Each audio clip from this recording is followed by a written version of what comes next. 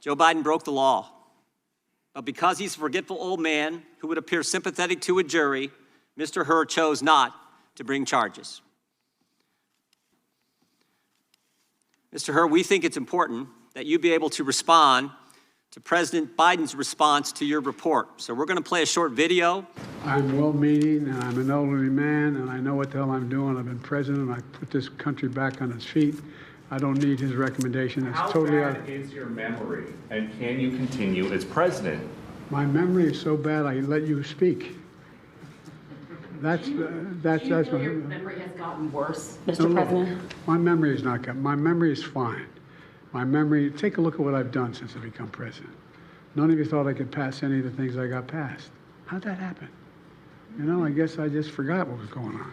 Mr. President. Voters have concerns about your age. How are you going to assuage them? And do you fear that this report is only going to fuel further concerns about your age? Only by some of you. Mr. President. I'm of the view, as you know, that the conduct of the response in the Gaza Strip has been over the top. I think that, as you know, initially the president of Mexico, Sisi, did not want to open up the gate to allow humanitarian material to get in. I talked to him. I convinced him to open the gate. Let them make them part of the Middle East and recognize them fully in return for certain things that the United States would commit to do.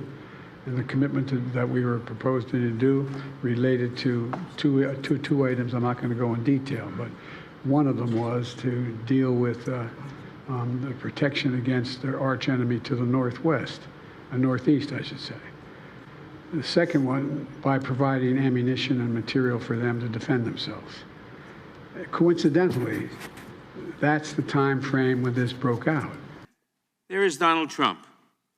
What kind of man bungles not one, but dozens of opportunities to avoid criminal liability? What must that say about his mental state? Here, too, the record speaks for itself. By the way, they never report the crowd on January 6th. You know, Nikki Haley is in charge of security. 3 years later, how about that? Did you actually have a one-on-one with Comey then? Not much, not even that I remember. I like mosquitoes. We have languages coming into our country. We have nobody that even speaks those languages. They're truly foreign languages. Nobody speaks them. Saudi Arabia and Russia will repeat your... Oh. I have a really good memory. Your next wife was a woman by the name of Marla Maples? That's right. Do you recall what years you were married to Ms. Maples?